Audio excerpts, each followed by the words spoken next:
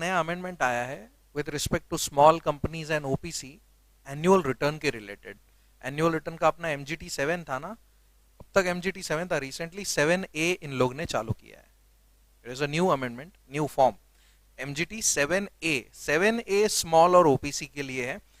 हाँ हाँ, तुम लोग देखोगे तो if you see point number 3 small company के कंप्लायंसेस का, देखो वो MBP1 वगैरह वो सब मैं इग्नोर कर रहा हूँ, ठीक है, वो सेम चीज है, disclosures of interest and all. नया पॉइंट मैं खाली ऐड अप कर रहा हूँ which is annual return. MGT 7A में एनुअल रिटर्न नया फॉर्म हो चुका है अभी, and days is same, that is 60 days पहले भी था, अभी भी 60 डेज ही है। एंड उसी 7A को एमसीए के वेबसाइट, एमसीए की क्या बोल रहा हूँ, कंपनी के वेबसाइट पे भी पब्लिश करना होगा अगर होगी तो, राइट। एनुअल रिटर्न के फॉर्म्स तो सेम ही है दोनों के लिए, और सॉरी फाइनेंशियल स्टेटमेंट्स के एओसी ही सेम रहेगा, no change in that. Board report भी राइट, बट खाली एक चीज बताना चाहूंगा, board report of small company is abridged, it has only salient features. पूरा इन डेप्थ जो नॉर्मल कंपनीज का बोर्ड रिपोर्ट होता है वैसा स्मॉल कंपनीज का नहीं होता, ओके, कट शॉर्ट किया जाता है। There are formats are already given कि स्मॉल कंपनी के इसमें बोर्ड रिपोर्ट में क्या क्या बताने की जरूरत है and all, right. Circulation of financial statements वही 21 डेज बिफोर जो प्रीवियसली देखा था नॉर्मल कंपनी के लिए, same is applicable to small companies. Notice भी सेम, सेंडिंग नोटिस भी सेम। बोर्ड मीटिंग में रूल चेंज हो जाएगा, इनको साल की सिर्फ 2 मीटिंग लेनी होगी, बराबर, right. And the gap between 2 meeting should not be less than 90 days. That means मैं आज अगर एक मीटिंग ले रहा हूं तो 4 दिन बाद दूसरा ले सकता हूं,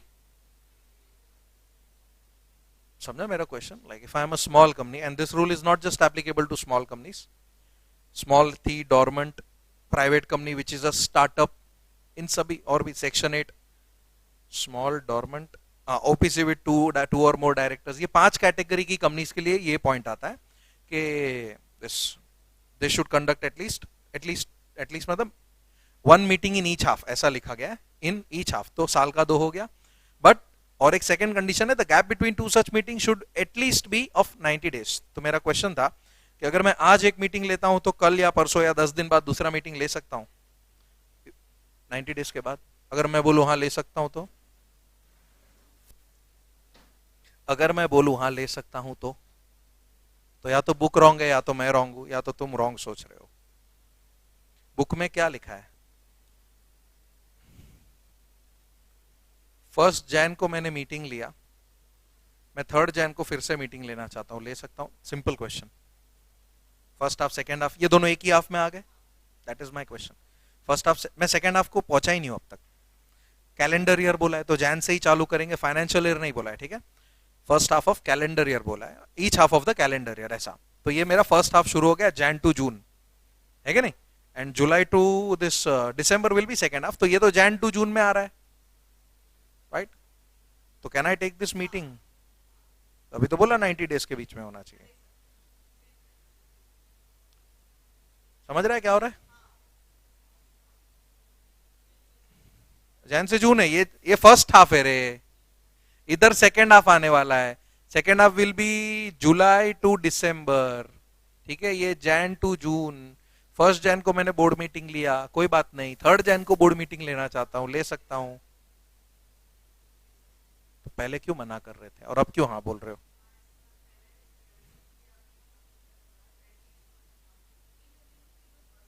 तो 90 डेज का गैप किधर आ गया?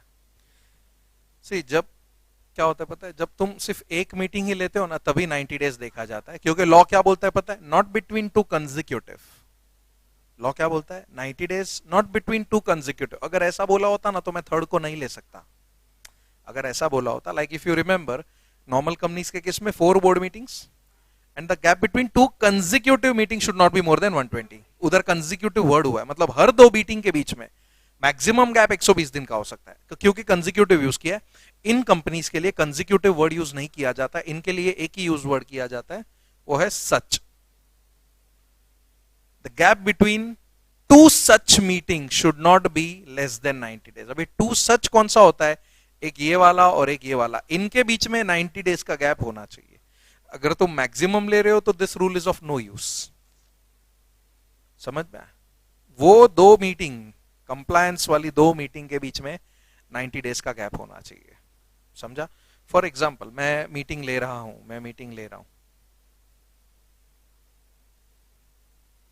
1 जैन को ली, 1 फेब को ली, 1 मार्च को ली, 1 जून को भी ली मैंने। क्या मैं 1 जुलाई को मीटिंग ले सकता हूं?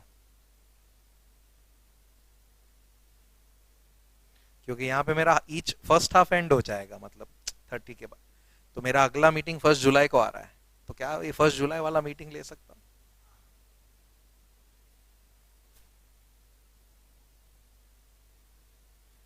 तू बोलना ले सकता हूं क्या नहीं ले सकता हूं? नहीं ले सकता क्योंकि गैप नहीं है। अच्छा, मतलब तू 90 डेज इसको और इसको गिन लेगा, ऐसा किधर लेकर गए? तो मतलब अज्यूम थोड़ी करेगा। ये गलत हो गया, तेरा रीजन रॉन्ग हो गया। बोले सी सिंपल है, जब दो मीटिंग लेते हो ना तभी 90 डेज है। When the meetings are more than 2, the 90 days का कंडीशन विल वैनिश। कुछ जरूरत ही नहीं मैं ये भी ले सकता हूं। ऐसा मत सोचना कि 1 जून के बाद फिर 90 डेज देखना पड़ेगा, नहीं। जब सिर्फ दो ही होती है, 2 सच मीटिंग बोला है, the gap between 2 such meeting, that is first half की एक और सेकेंड हाफ की एक, उन दोनों के बीच में ही 90 डेज देखना है। बाकी तुमको रोज का मीटिंग लेना है, रोज लो, nobody is going to stop you from that. ठीक है, समझा? ये चीज याद रखना। एक यहां पे भी लिखा ही होगा मेरे ख्याल से, बिटवीन 2 सच मीटिंग, तो क्या लिखा है?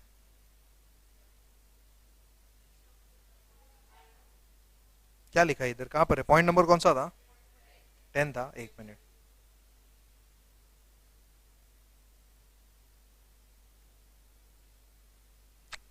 The gap between 2 such meetings आता है, should not be less than 90 days. वरना ये तो इनडायरेक्टली, अगर तुम लोग ऐसा मानोगे तो we are restricting the company from doing business. अगर ऐसा बोल दिया आज एक मीटिंग लिया, अगला मीटिंग 90 दिन के बाद ही लेना है, और सडनली कुछ बोर्ड मीटिंग लेने आया, तो क्या 90 दिन का वेट करूंगा मैं? नहीं ना। राइट, नोटिस 7 दिन पहले, अपॉइंटमेंट ऑफ ऑडिटर, क्या ये लोग अपॉइंटमेंट तो करेंगे ऑडिटर के? हाँ, अपॉइंटमेंट करना पड़ेगा ऑडिटर का। स्मॉल को के एग्जाम्शन मिलता है।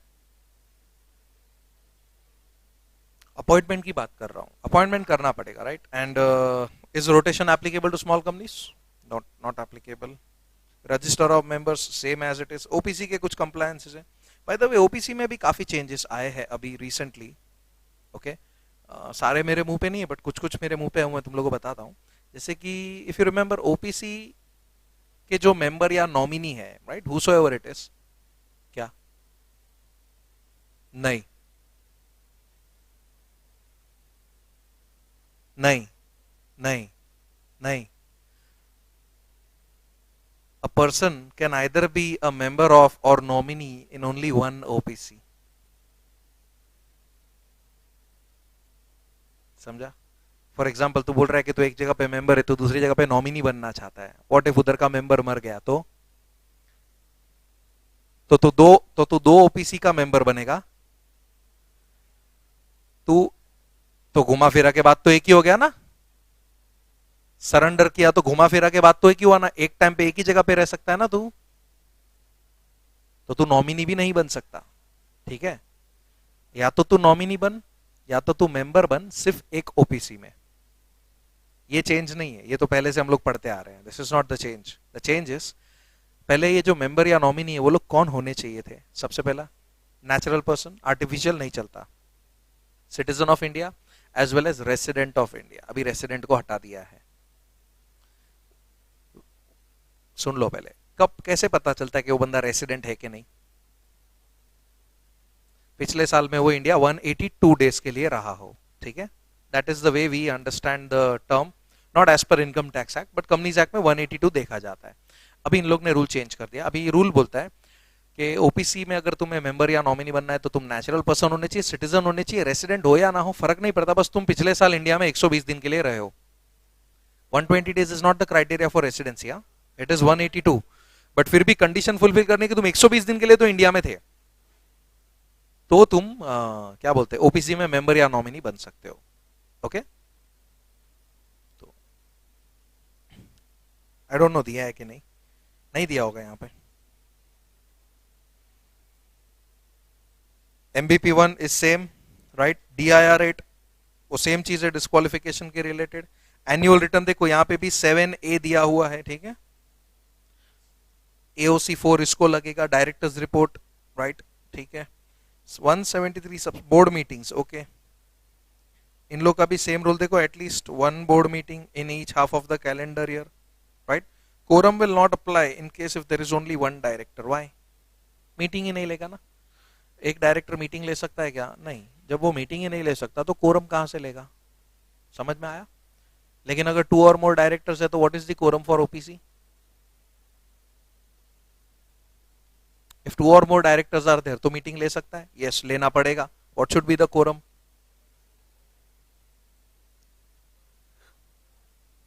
1/3 और 2 whichever is higher, that is the quorum।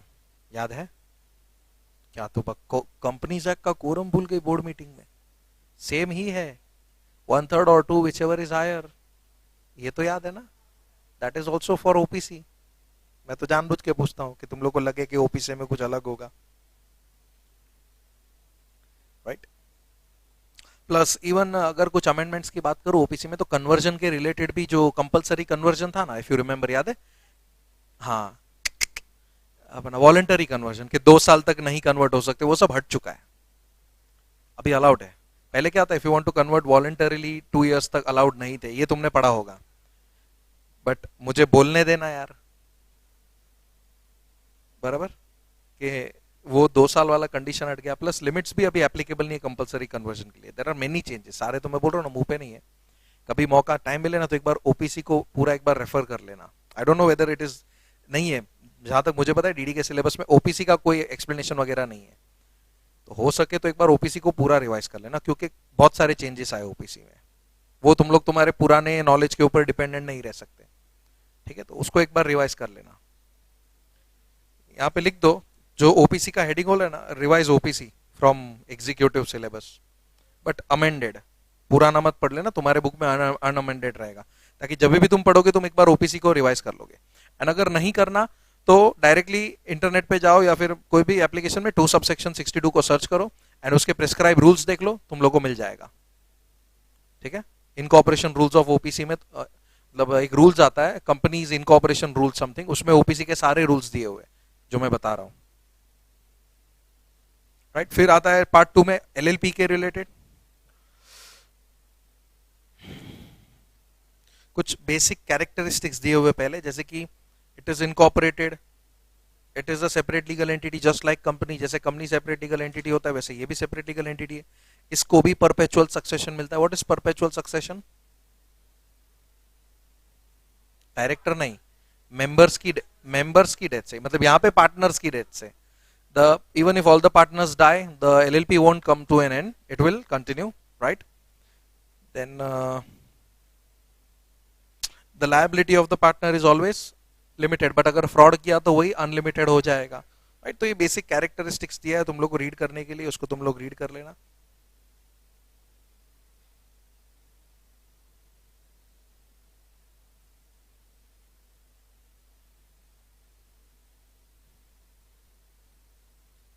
ये एक चीज याद रखना, व्हाट इज के अगर एलएलपी में पार्टनर ने ज्यादा कंट्रीब्यूट कर दिया तो वो जो 3 सर्कल नीचे दिख रहे वो याद रखना एक बार। ये चीज अपने एलएलपी के सिलेबस में नहीं सीखने मिलती, ये नई चीज है कि व्हाट इफ एक्सेस कंट्रीब्यूशन आया तो सबसे पहले या तो रिटर्न कर दो, अगर रिटर्न नहीं करना है तो उस एक्सेस अमाउंट को कंसिडर कर लो कि वो कैपिटल है एंड तुम्हारा एग्रीमेंट अल्टर कर दो।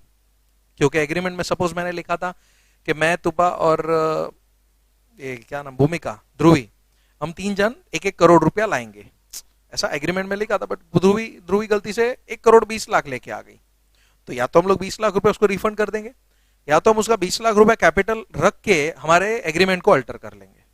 So now the capital in our agreement will be 120,1,1। तो ये भी कर सकते हो, फॉर्म 3 फाइल करना पड़ता है इसके लिए, right, LLP form 3।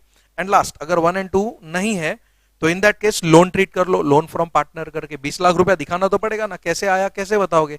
If you are not treating that excess amount as capital, show it as loan from partner, right. List of compliances under LLP Act, right?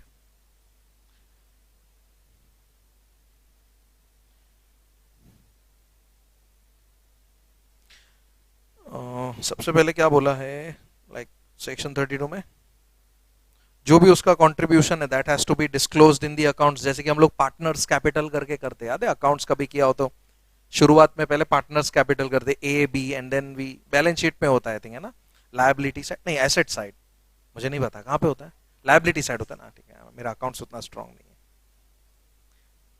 Then second point में सब rule 2 क्या बोलता है कि contribution of partner consisting tangible movable immovable intangible property and other benefits through the contribution by way of an agreement shall be valued by practicing CA or by practicing cost accountant or by approved valuer। Simple चीज, valuation कौन करेगा, तो ये लोग करेंगे। Partner बोलेगा मैं ये एसेट लाता हूं 2 करोड़ का, अरे भाई 2 करोड़ का है क्या, राइट? ऐसा बोलने से नहीं होगा। जो भी एसेट रहेगा चाहे मूवेबल इमूवेबल टैंजिबल इंटैंजिबल जो भी हो, उस एसेट का वैल्यूएशन होना चाहिए। It can be chartered accountant, cost accountant और a registered valuer. 34 LLP shall maintain books of accounts, right, on an accrual basis according to double entry system just like company। Company में भी यही होता है। Rule 24 सब rule 2 क्या बोलता है, books of accounts shall contain all sums of money received and expended, assets and liabilities, goods purchased, inventories, work in progress, any other particulars as may be decided by the partners। सब rule 3 क्या है, books of accounts shall be preserved for how many years, 8 years highlight करके रख देना, 8 साल के लिए preserve करके रखना है। From the date on which they were made। Then ये क्या है next, subsection 3 of section 34 read with rule 4, sorry sub rule 4 of rule 24। Every LLP will file, अच्छा कोई बात नहीं, this is form 8 annual filing जिसको बोलते हैं हम लोग कंपनी में कैसा AOC 4 और MGT 7 है, वैसे LLP में it is form 8 and 11, form 8 और form 11 है, right? 11 is annual return, 8 is 9 नहीं है, 10 भी नहीं है, वैसे फॉर्म है, मतलब 9 10 सब है, सारे फॉर्म्स है, but it is not the part of our syllabus. इसके लिए 3 था, मुझे नहीं, व्हाट क्या बोलो क्या, ऑडिटिंग, उसमें फॉर्म कहां से आया, उसमें तो कंडीशन था, that is only with respect to this,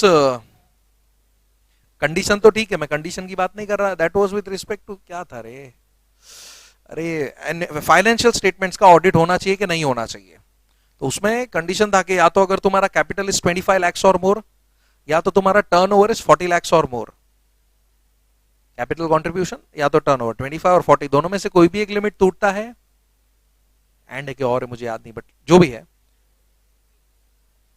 yeah 8 and 11 there is no 9, there are form 9, there is form 10 but not the part of our syllabus, वो practical forms है, सारे forms है, वैसे ऐसे मैं बोलूंगा form नहीं है तो वो गलत हो जाएगा, there are forms but not in the books, reality में वो सारे forms।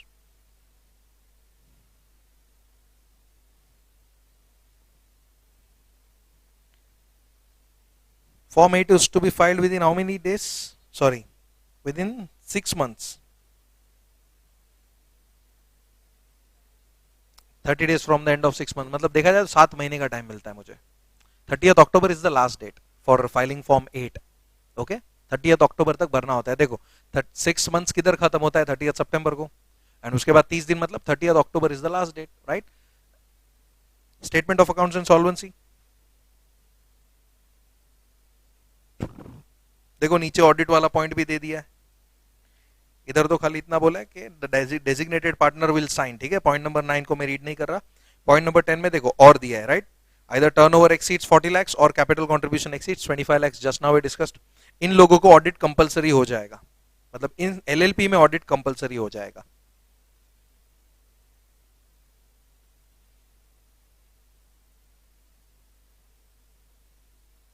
लिखा है ना, the accounts shall be required to get accounts audited if, बराबर, any of the condition exceeds। Point number 11 sub rule 9 of rule 24, chartered accountant in practice shall be qualified as an auditor, common sense, जो practicing chartered accountant है वही auditor बन सकता है। remuneration will be decided by, will be fixed by designated partners as procedure laid down in the agreement, ठीक है, तो याद रखना शेयर होल्डर्स कंपनी में डिसाइड करते हैं, यहां पे कौन डिसाइड करता है? डेजिग्नेटेड पार्टनर डिसाइड करता है। सर्कमस्टांसेस जहां पे एक सीएस के पास से सर्टिफिकेशन लगेगा कि भाई सारे रूल्स एंड रेगुलेशंस फॉलो किए गए हैं, जो भी इंफॉर्मेशन है वो ट्रू एंड करेक्ट है। कब? अगर तुम्हारा turnover is 5 crore and capital contribution is 50 lakhs, then you need a certificate. Okay,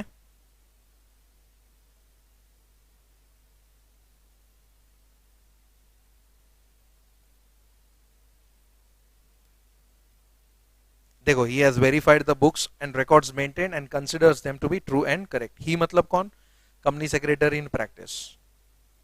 अगर तुम्हारा ये capital sorry contribution and turnover exceed नहीं हो रहा तो वही सर्टिफिकेट कौन दे देगा? डीपी दे देगा। लेकिन अगर एक्सीड हो रहा है तो नॉर्मली कंपनी सेक्रेटरी सर्टिफाई करेगा। Rule 27 point number 14, right? कौन से डॉक्यूमेंट्स कितने साल के लिए प्रिजर्व करने, इसको खाली रीड कर लेना, right? List of documents and years दिया हुआ है। ओके, कुछ डॉक्यूमेंट्स 21 साल के लिए है, कुछ डॉक्यूमेंट्स परमानेंटली है, कुछ डॉक्यूमेंट्स 5 साल 3 साल, राइट? तो यू हैव टू रिमेंबर, अगर पूछा जैसे कि इस डॉक्यूमेंट को कितने साल प्रिजर्व करना है, या which are the documents for LLP to be preserve for 5 years, तो तुम लोगों को पता होने चाहिए, राइट? तो एक खाली लास्ट बॉक्स में अपना ये दिया हुआ है, preservation. Next is section 8 company. ना सेक्शन 8 कंपनी में भी बहुत बड़ा एक चेंज आया है, छोटा सा ही चेंज है, बहुत बड़ा तो नहीं बोल सकता, but I don't know whether you know this or not. Section 8 company चलाने के लिए लाइसेंस चाहिए। Who gives the licence? अब सीजी लाइसेंस नहीं देता, आरडीबी नहीं देता, आरओसी दे देता है, ठीक है? Now the licence is issued by ROC, that is the change. तुम लोग ने सीजी पढ़ा होगा। Now it is given, now it is delegated to ROC. ROC तू ही कर ले, ये छोटे मोटे काम के लिए मैं नहीं आऊंगा। ओके, तो बाकी सब सेम है, but the only this part that licence is to be issued by ROC. ROC क्यों कर रहा है? क्योंकि it is delegated by CG. पता है, सीजी ने उसको पावर दे के रखा है, ऐसा कोई अमेंडमेंट नहीं आया, सीजी ने पावर दे दिया है। Actually amendment as in law change नहीं हुआ, बट सीजी ने पावर दिया उसको के now from now on ROC can issue this licence under section 8 company.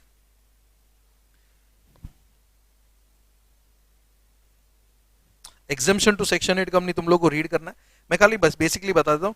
2 subsection 24 shell not apply. 2 subsection 24 that is company secretary को अपॉइंट करने की जरूरत नहीं है। Next is section 2 subsection 68 minimum share capital वगैरह प्राइवेट कंपनी के definitions and public company के definitions applicable नहीं होंगे, right? That is minimum share capital के रिलेटेड। पता है ना मिनिमम शेयर कैपिटल कितना होता है? प्राइवेट का कितना है? एज मे बी प्रिस्क्राइब, मतलब कुछ भी हो सकता है। जहां प्रिस्क्राइब्ड है वहां पे उतना फॉलो करना पड़ेगा, वहां पे तो 1 रुपया नहीं रख सकता।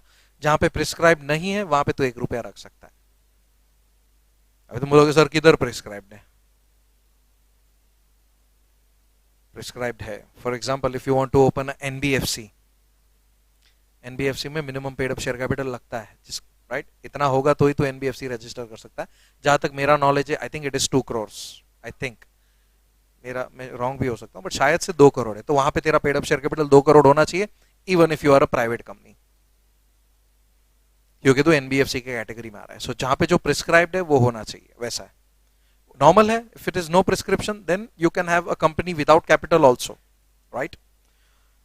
ये हो गया। देन 96 सबसेक्शन 2, 96 क्या था? Subsection 96 is for AGM, if I am not wrong.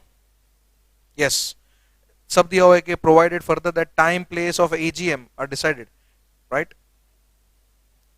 तो उसके रिलेटेड के प्रोविजंस नहीं हो सकते। एजीएम का ये सॉरी सेक्शन 8 का एजीएम नेशनल हॉलिडे पे भी हो सकता है, जबकि नॉर्मल का नहीं हो सकता, याद है ना? नॉर्मल कंपनी में it was any day except national holiday, ये याद रखना है। सेक्शन 101 टॉक्स अबाउट नोटिस, 21 नहीं 14 दिन पहले दोगे तो भी चलेगा। 118 मिनट्स,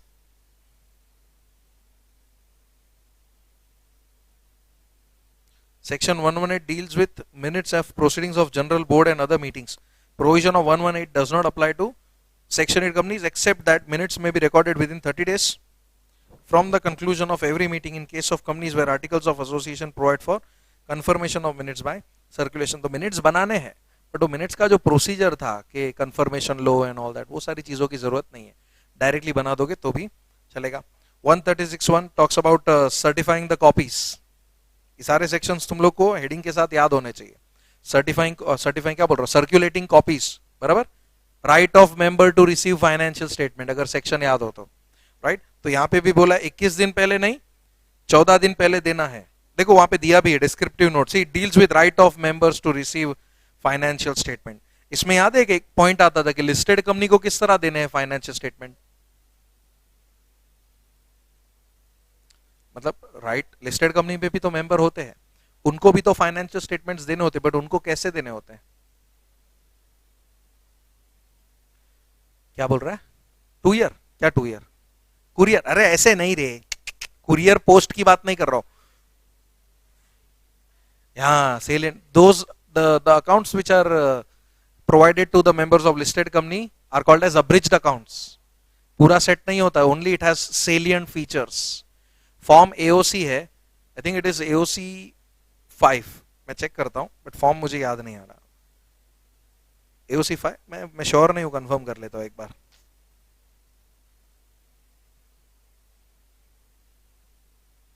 बट लिस्टेड कंपनी में अब्रिज दिए जाते हैं। अगर कोई मेंबर मांगता है मेरे को पूरा सेट चाहिए तो देना पड़ेगा, right. If member demands then the company has to provide, I think within 7 days it has to provide the full set of this financial statements. लेकिन अगर नहीं मांग रहा है तो तुम उसको abridged भी दे सकते हो। abridged account means the accounts which has salient features. 136 ना,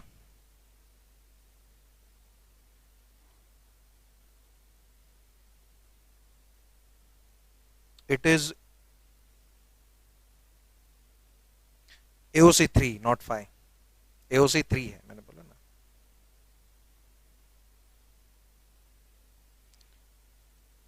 फिर नेक्स्ट सेक्शन क्या है? 118 हो गया, 136 हो गया, 149 भाई 15 के ऊपर डायरेक्टर रख सकता है नॉर्मली, 15 डायरेक्टर क्या नहीं रख सकता है? वो रख सकता है पर अप्रूवल भी लेने नहीं, वो भी जरूरत नहीं है। That is the exemption to section 8 company. वरना क्या था, if you want to have more than 15 तो एसआर पास करना पड़ता था। Section 8 can have more than 15 without SR.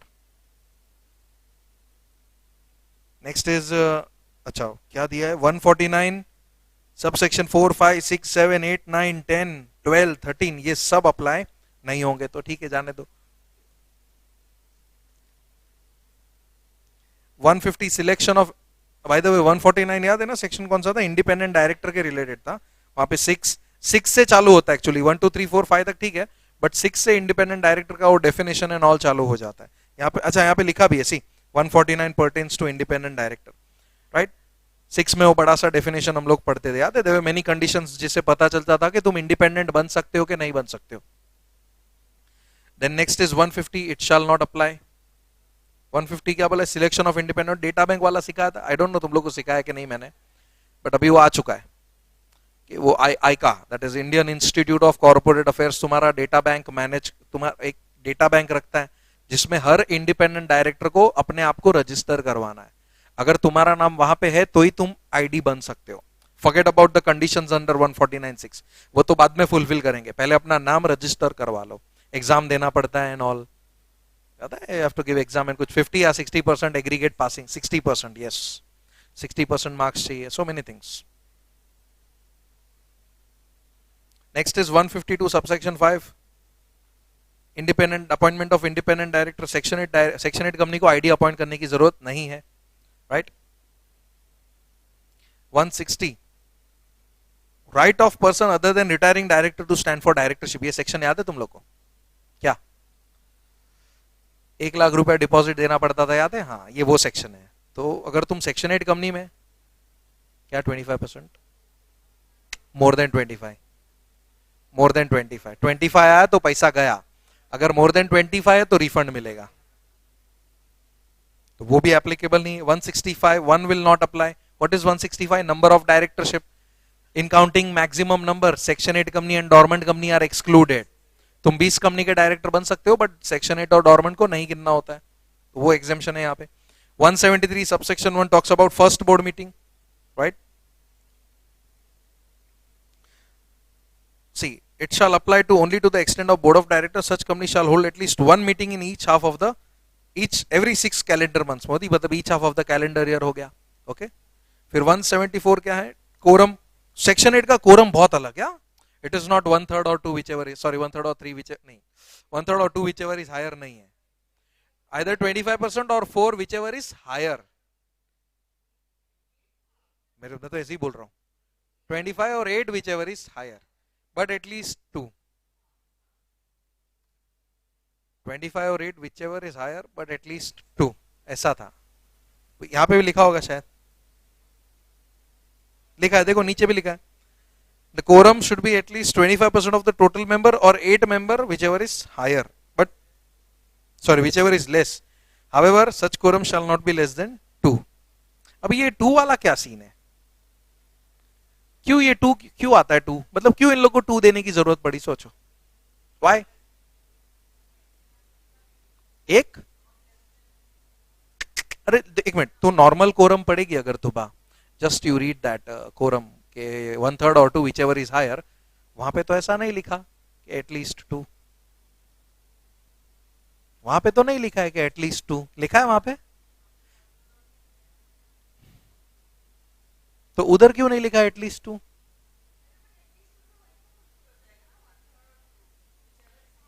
अच्छा, इसलिए एटलीस्ट 2 नहीं लिखा, ठीक है। तो यहां पे क्यों लिखा है, यहां पे तो 8 है, तो लेस भी तो क्या फर्क पड़ता है। अरे लेकिन क्यों लिखा है, क्या ऐसी जरूरत पड़ी कि 2 लिखना पड़ा, दैट जैसे कि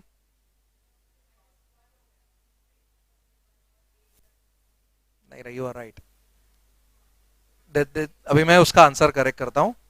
4 डायरेक्टर हुए तो क्या करेंगे, 4 में कोरम क्या बनता है 25% और 8 विच एवर इज लेस, तो 25% एक होता है तो नहीं चलेगा, इसलिए जबरदस्ती इनको 2 लिखना पड़ता है ऊपर, वहां पे ऐसी सिचुएशन नहीं आती नॉर्मल कोरम में, यहां पे एक की सिचुएशन आ सकती है, ठीक है। दैट इज द रीजन यहां पे अलग से लिखा जाता है एटलीस्ट 2, बराबर। फिर आता है 177 ऑडिट कमिटी के related, right. Audit committee it will not apply. Then 178 NRC, उसका भी एग्जेम्पशन है, एनआरसी पता है, nomination and remuneration committee. 179 powers of board, कुछ पावर्स है यहाँ पे डी ई एफ वगैरह, अभी वो लिस्ट वहां पर है, देख लेना, ठीक है। If you want to refer you can refer the list, D में क्या है, ई में क्या है, एफ में क्या है,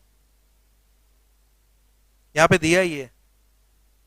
pertains to resolution to borrow money, invest funds and grant loans or give guarantee, ठीक है। this item may be decided by the board by circulation in case of section 8 company, highlight कर देना ये चीज को कि इस केस को सर्कुलेशन से ही डिसाइड करना पड़ेगा।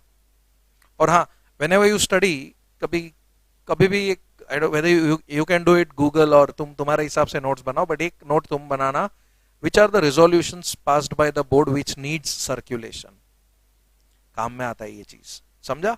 ये अपने को नहीं पता होता, सच बोलूं मुझे भी मुंह पे नहीं है कि कौन से रेजोल्यूशन सर्कुलेट करने कंपलसरी है, ये तो भी सर्कुलेशन वाला पॉइंट है ना, इसलिए मैं तुम लोगों को बोल रहा हूं। हम लोग को इतना पता है कि बोर्ड रेजोल्यूशन पास करना है, कभी कभी सर्कुलेशन के ऊपर भी इन लोग क्वेश्चन पूछ लेते, मैंने देखा है, तब हम लोग अटक जाते कि इसमें सर्कुलेशन कंपलसरी था कि नहीं था, राइट। सो अगर हो सके तो एक तुम लोग with the help of internet देख सकते हो, या फिर वाइल स्टडिंग तुम लोग हमेशा नोट डाउन करते जाना कि इसको सर्कुलेट करना है, तो वो हाईलाइट कर देना ताकि तुम्हारे मन में रहेगा। ओमनी बस, हाँ, वो तो ऑडिट कमिटी का है, उसको क्या लेना देना। ये देख, that is the reason I am asking, circulation के ऊपर क्वेश्चन आते भी, क्वेश्चन क्या था,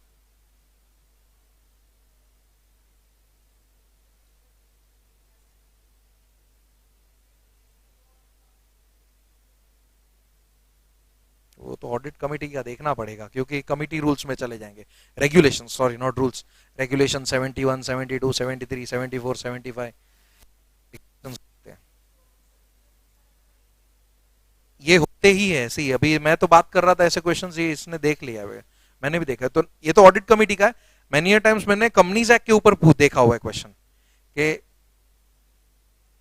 अल्टरनेट, वही तो बोल रहा हूँ, कुछ कुछ है ऐसे, तो उसका बेटर रहेगा कि हम लोग एक लिस्ट बना लेंगे, तुम लोग तुम्हारे हिसाब से ही बना के रखना, कभी भी काम में आ सकता है वो लिस्ट, ऐसा है वो, राइट। कहाँ का एग्जीक्यूटिव में आता है क्वेश्चन तेरे, अल्टरनेट वाला वो मैंने देखा है, अल्टरनेट वाला क्वेश्चन मैंने देखा है, इसलिए मैं बोल रहा हूँ, वो मुझे ये अल्टरनेट वाला क्वेश्चन मैंने देखा है, इसलिए ये मैं बोल रहा हूँ कि ये लिस्ट बना के रख लेना, क्योंकि जब एक क्वेश्चन देखा था ना तो मुझे खुद को याद नहीं आ रहा था कि वेदर इसमें सर्कुलेशन सर्कुलेशन है कि नहीं, तो सेफर साइड के लिए इसका एक लिस्ट बना के रख लेने का।